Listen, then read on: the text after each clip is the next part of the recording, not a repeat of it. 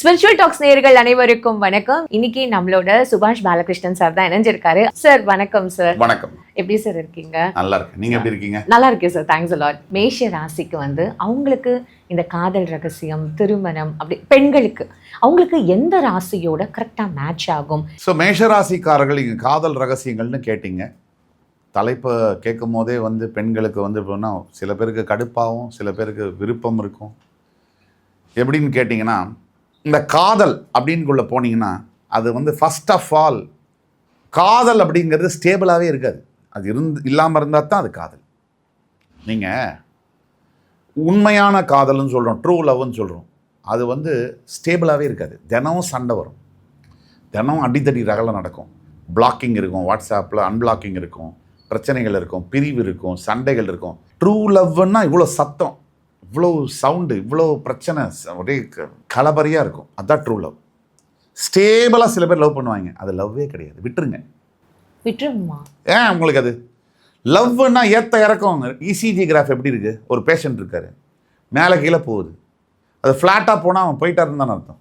அப்படி சொல்கிறீங்களா சார்? ஆமாம். அதனால மேஷ ராசியில் பிறந்த பெண்கள் இவர்களுக்கான காதல் ரகசியம். காதல் ரகசியம்னோடனே அடுத்தவங்களாம் இது தவறாக எடுத்துக்கூடாது. இது என்னன்னா, காதல் ஒரு எல்லாரும் இன்னைக்கு காதல் படுறாங்க. இது ஒரு முக்கியமான ஒரு முடிவு.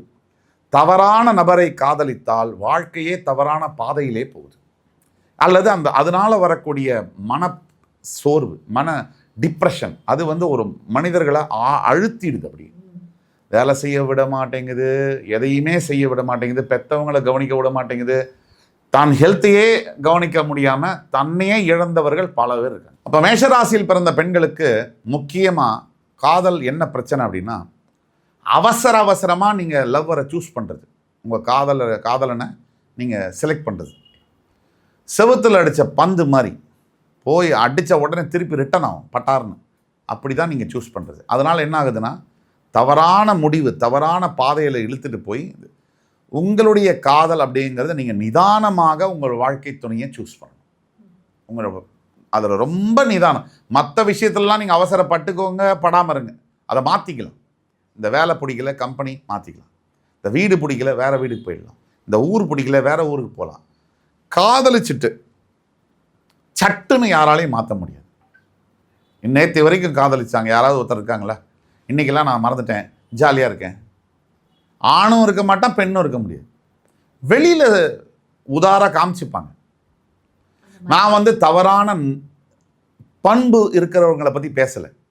நான் நம்ம பேசுகிறது நியாயமாக தர்மமாக நடந்துக்கிறவங்கள மட்டும் தான் பேசுகிறோம். தவறான விஷயங்கள் நடந்துக்கிறவங்கள பற்றி நம்ம பேசுகிறதுக்கு இங்கே வரல. அது நம்ம வேலையும் இல்லை. நியாயமாக உண்மையாக ஒருத்தரை விரும்புகிறீங்க, கல்யாணம் பண்ணணும், அவங்களோட வாழ்க்கை நடத்தணும், அவங்கள பற்றி தான் பேசுகிறோம். வாழ்க்கை துணை.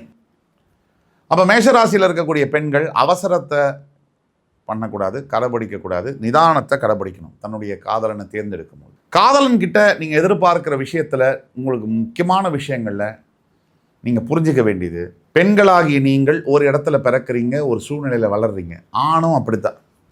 அவர் வேற ஒரு இடத்துல வளர்றாரு, வேறு சூழ்நிலையில் அவர் இஸ் பீன் brought up. அப்படி இருக்கும் போது உங்களுடைய எதிர்பார்ப்பும் அவருடைய எதிர்பார்ப்பும் 100% மாறுதலாக தான் இருக்கும். அஃப்கோர்ஸ். அதை முதல்ல காதலுக்குள்ளே போகக்கூடிய மேஷராசி பெண்கள் ஆன்டிசிபேட், அக்செப்ட் பண்ணிக்கணும்.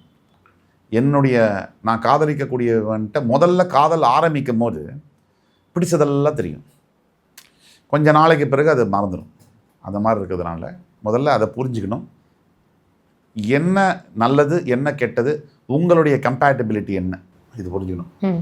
அவசரப்படக்கூடிய இதை விஷயத்தை நிறுத்தணும், பிடிவாதத்தை நிறுத்தணும். காதல் ரகசியம் ஜெயிக்கணும் காதல் அப்படின்னா பிடிவாதத்தை நிறுத்தணும். ரொம்ப பிடிவாதமாக நான் இருப்பேன், எல்லாமே என் லவ்வர் தான் ஒத்து போகணும், அப்படி ஒரு வாழ்க்கையை யாரும் நடத்தவே முடியாது. ரோபோட்டு கூட பண்ணது. இதை நிறுத்தணும். அப்புறம் பெண்கள் பொதுவாகவே இன்றைக்கி எதிர்பார்ப்பு அதிகமாக இருக்குது. அதில் மேஷராசி பெண்களுக்கு இன்னுமே அதிகமாக இருக்கும் எதிர்பார்ப்பு. There is no perfect men ever existed in the planet, nor women. அப்படிங்கிறத மேஷராசி பெண்கள் புரிஞ்சுக்கணும். இதுதான் இந்த 3 பாயிண்ட் தான் உங்கள் காதலுடைய சக்ஸஸ். அதனால் திருமணம் பண்ணக்கூடிய நிலைமைக்கு நீங்கள் ஒரு பையனை நீங்கள் எடுத்துகிட்டு போகிறீங்க அப்படின்னா முதல்ல உங்களை நீங்கள் சுத்தப்படுத்திக்கணும். அப்படி பண்ணும்போது ஆட்டோமேட்டிக்காக எதிராளி வந்து நமக்கு சூட்டபிளான ஒரு பர்சனாக கிடைப்பார். இவ்வளோ சொல்லிட்டீங்கல்ல சார், இப்போ உங்களுக்கு பொருந்தாத ஆண் ராசி அப்படின்னு ஏதாவது இருக்குமா? இன்னொரு கேள்வி இருக்கும், பார்க்குற மக்களுக்கு ராசி பார்த்தா நம்ம லவ் பண்ண முடியும் அப்படின்னுட்டுன்னு. பட் அதையும் தாண்டி ஏதாவது ஒரு கட்டத்தில் இந்த மாதிரியான ஒரு விஷயங்கள் பார்க்க நேரிடும் இல்லையா? அதனால கண்டிப்பாக இல்லை, 4 ராசிகளை முக்கியமாக சொல்லணும். 12 இவங்களை தவிர 11 ராசி இருக்குது. அதில் 4 ராசியை வந்து முக்கியமாக சொல்லணும். மேஷ ராசிக்கு சற்றும் பொருந்தாத ராசியில் வந்து முதலிடத்தில் வரக்கூடியது மிதுனம். அதுக்குன்னு நான் சொல்கிறத வச்சுட்டு பேட்டன் ரைட் மாதிரி பண்ணக்கூடாது. ஜோதிடத்தில் விதியை விட விதி விலக்குகள் அதிகம். நாம் சொல்கிறது பொது பலன்கள். ஆனாலும் பெரும்பாலான மிதுன ராசி என்பர்களுக்கு மேஷராசி பெண்களுக்கு ஆகாது. மிதுன ராசிலேயோ கன்னி ராசிலேயோ ஒரு ஆண் இருக்காருன்னா ஃபஸ்ட்டு மேஷராசி பெண்களுக்கு அது ஒத்து வராது. அதே மாதிரி மகர ராசி கும்பராசியில் இருக்கக்கூடிய ஆண்கள், அதில் மகரம் கூட ஒத்து போயிடும், கும்பம் கண்டிப்பாக ஒத்து போகாது. ஆமாம், மேஷத்துக்கு 3 வந்து ராசி வந்து ரொம்ப ஒத்து போகாது. மிதுனம் கன்னி கும்பம் இந்த ராசியில் இருக்கக்கூடிய ஆண்களை நீங்கள் விரும்பும் போது you are already going with an extra risk extraordinary risk. அதை நீங்கள் உள்ளே போனீங்கன்னா ஒன் வே டிராஃபிக்கு. அது வந்து திருப்பி நீங்கள் வெளியே வர அந்த லவ்லேருந்து வெளியே வர முடியாது, மேலேயும் கண்டினியூ பண்ணி போக முடியாது. அப்படி வந்து you will get caught. Okay.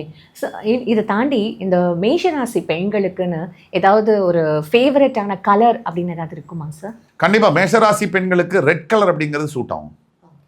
Light red, maroon, இந்த கலர்ஸ் எல்லாம் ரொம்ப ஃபேவரபுளான கலர். ஓகே. ஸோ இது வந்து அதிர்ஷ்டம் கொடுக்க வேண்டிய அந்த மாதிரி கண்டிப்பாக அதிர்ஷ்டம் கொடுக்கக்கூடிய கலர்ஸ் தான் வந்து இந்த கலர்ஸு. ப்ளஸ் வந்து எஸ்பெஷலி டியூஸ்டேஸில் இந்த மாதிரி கலர்ஸை வியர் பண்ணுறதுங்கிறது அவங்களுக்கு ரொம்ப ஃபேவரபுளாக இருக்கும். உண்மையாகவே ரொம்ப அழகாக தெளிவாக ஒரு புரிதல் ஏற்பட்டிருக்கும்னு நான் நினைக்கிறேன் சார். அவங்க எங்கே தப்பு பண்ணியிருப்பாங்க அப்படின்னுட்டுன்னு. ஏன்னா நிறைய பேருக்கு தப்பு சுட்டி காட்டி அதை புரிஞ்சுக்கிற அந்த தன்மை தான் இல்லாமல் போயிருக்கும்.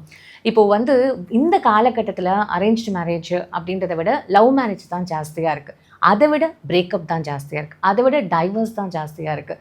ஸோ இப்போ இந்த விஷயங்களுக்கு நீங்கள் பெண்களுக்கு ஏதாவது ஒரு அட்வைஸ் சொல்லணும், இல்லை இது மாதிரியான ஒரு விஷயங்கள்லாம் நீங்கள் ஃபாலோ பண்ணுங்க அப்படின்னா ஒரு ஜோசியராக நீங்கள் என்ன சார் சொல்லணும்னு நினைப்பீங்க? அதாவது நம்ம லைஃப்பில் அப்பாவையும் அம்மாவையும் நம்ம செலக்ட் பண்ண முடியாது. குழந்தைங்க பிறக்கக்கூடிய குழந்தைகள் நம்ம தேர்ந்தெடுக்க முடியாது. நம்ம நண்பர்களையும் நம்மளோட காதலி மட்டும்தான் நம்ம செலக்ட் பண்ண முடியும்ன்றது. இதில் லைஃப் பார்ட்னரை சூஸ் பண்ணக்கூடியது வந்து அதை விட ஒரு பெரிய முடிவு வந்து லைஃப்பில் இருக்கவே முடியாது. ஏன்னா you are going to travel with that person for 40 years 50 years. அப்போது ஏதோ ஒரு இனக்கவர்ச்சியிலையோ அழகு பேஸ் பண்ணியோ ஒரு அட்ராக்ஷன் பேஸ் பண்ணியோ நீங்கள் செலக்ட் பண்ணிங்கன்னா அதோடைய விலையை நீங்கள் 50 வருஷம் கொடுக்க வேண்டியது. நீங்கள் செய்கிற 5 நிமிஷம் தவறுனால அதோடைய ப்ரைஸ் வந்து அடுத்து வாழக்கூடிய 40லேருந்து 50 வருஷம். அப்படி இல்லை நடுவில் பிரேக்கப் பண்ணி அதுக்கும் ஒரு ப்ரைஸ் உண்டு. என்டையர் லைஃப் இல்லைம்மா, நீங்கள் காதலிச்சு பிரேக் பண்ணாலும் அந்த டிப்ரெஷன் அது ஒரு 6 மாதம். உண்மை சார். இல்லை கல்யாணம் பண்ணிட்டீங்கன்னா அந்த டைவர்ஸு அது விவாகரத்து கோர்ட்டில் போய் நின்றுட்டு ரஜினி சாரோட முதல் நாளைக்கு டிக்கெட் வாங்குற மாதிரி கூட்டத்தில் போய் நின்று அந்த டைவர்ஸ் வாங்கிறதுக்குள்ளேயும் அட்வொகேட்ஸும் போலீஸும் அவங்கள காலி பண்ணிடுவாங்க. ஸோ ஜென்ரலைஸ் பண்ணல, நான் எல்லா அட்வொகேட்ஸும் எல்லா போலீஸும் சொல்லலை, குறிப்பிட்ட சில வக்கீல்கள் குறிப்பிட்ட சில காவல்துறை அன்பர்கள் உங்களை காலி பண்ணிடுவாங்க. இப்போது ஒரு குடும்பத்துக்குள்ளே இல்லை லவ்னே ஆரம்பம், லவ்வுக்குள்ளே தேர்டு பர்சனை நீங்கள் கொண்டு வந்தீங்கன்னா நீங்கள் லவ் பண்ண தகுதியற்றவர்கள். நீங்கள் ஒரு அடல்ட்டு 18 years ஆன அடல்ட்டு நீங்கள் 3வது மனிதரை உங்கள் காதலுக்குள்ளே கொண்டு வந்தீங்கன்னா பெட்டர். உங்களுக்கு லவ்வே வேணாம், சும்மாவே இருங்க. நீங்கள் லவ் பண்ணி என்ன சாதிக்க போகிறீங்க?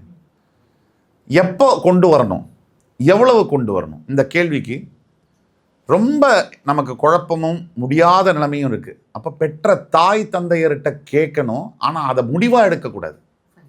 உங்களுடைய சுய முடிவு இருக்கணும். அவங்க சொன்னது முடிவாக இருக்கலாம், இல்லை உங்களுடைய இதுவாக இருக்கலாம்.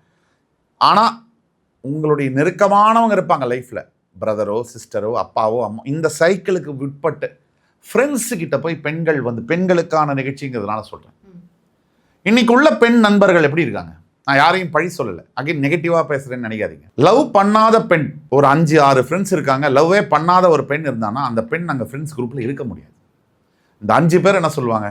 வேஸ்டடியவ, நமக்கெல்லாம் பாய் ஃப்ரெண்ட்ஸ் இருக்குது, அவளுக்கு ஒன்றுமே இல்லைன்னு அந்த பொண்ணையும் மாற்றி விட்டுறேன். சரி, லவ் பண்ணா அப்படின்னா இந்த ஃப்ரெண்ட்ஸுக்கிட்ட போய் ஒவ்வொரு நாளும் ஒப்பிக்கிறது.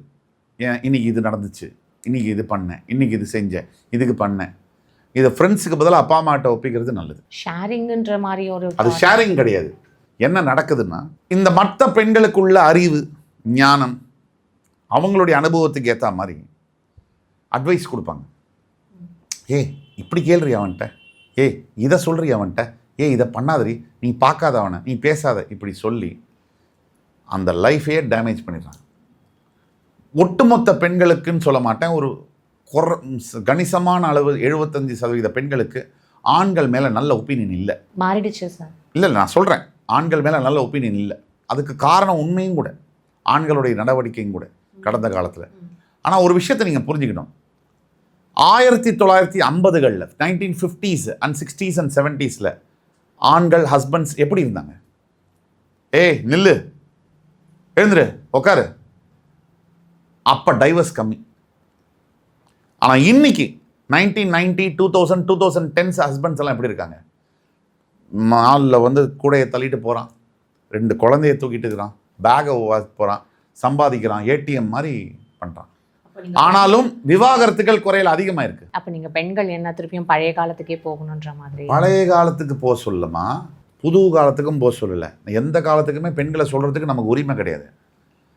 நாம் வந்து ஒரு கைடன்ஸை தான் கொடுக்க நினைக்கிறோம். நாம் வந்து என்ன நினைக்கிறோம் அப்படின்னா, பெண்களுடைய பார்வை அபவுட் ஆண்கள் அண்ட் இந்த உறவு அது மாறி இருக்கு, நிறைய மாறி இருக்கு, வாஸ்ட் டிஃப்ரென்ஸ் இருக்கு. முன்னாடிலாம் பெண்கள் வந்து ஆண் ஆதிக்கத்தை வந்து பொறுத்துட்டு இருந்தது, அதுவும் தப்புங்கிற. இன்னைக்கு ஆணை ஆதிக்கம் பண்ணுறது அதுவும் தப்புங்கிற. சம்வேர் இந்த பிஸ்னஸில் மிடில் பாயிண்ட்டை ரீச் பண்ணணும். சார், உண்மையாகவே ஒவ்வொரு ராசிக்கும் ரொம்ப அழகாக நீங்கள் வந்து புரிதலை கிரியேட் பண்ணியிருக்கீங்க. அதுவும் பெண்களுக்கு எக்ஸ்க்ளூசிவாக எந்த மாதிரியான ஒரு விஷயங்கள் அவங்க வந்து முடிவு எடுக்கணும், தீர்மானம் எடுக்கணும், எப்படி அவங்கள அடாப்ட் பண்ணிக்கணும், எங்கே அவங்க தப்பு பண்ணுறாங்க அப்படின்றத நீங்கள் ரொம்ப சுட்டி காட்டி ரொம்ப அழகாக எக்ஸ்பிளைன் பண்ணியிருக்கீங்க. ஸோ இந்த நேரத்துக்கும் உங்களோட விரிவான இந்த விளக்கத்துக்கும் நான் நன்றியை தெரிவிச்சுக்கிறேன். நன்றி சார். நன்றி, வணக்கம்.